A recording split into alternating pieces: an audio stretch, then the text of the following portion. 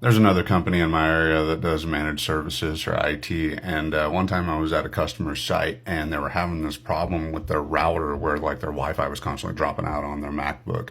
And I went, okay, who installed this for you? And they were like, oh, it's company A. And I was like, oh, okay, I know company A. I called them on the phone and I say, hey, have you updated this router? I saw that it's been outdated for a while. Like, I'm talking years it hadn't had an update to it. And this is one of those like ASUS routers that you can just configure automatic updates and just constantly get the newest stuff. And they laughed at me over the phone on speaker with the customer on the phone. And they said, you don't need to update a router.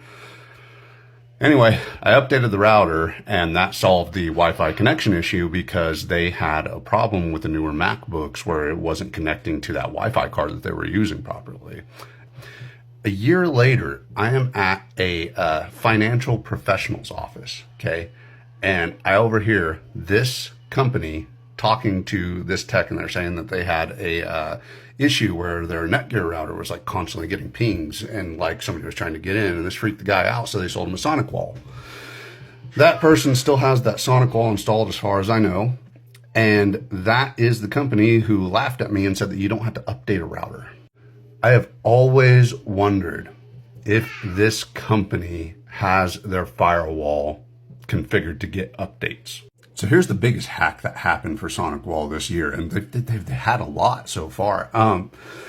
This one was the cloud backup. So if you were backing up your configuration to their servers got hacked. And it turns out that their configurations, the backups for all of your firewalls, they were stored unencrypted.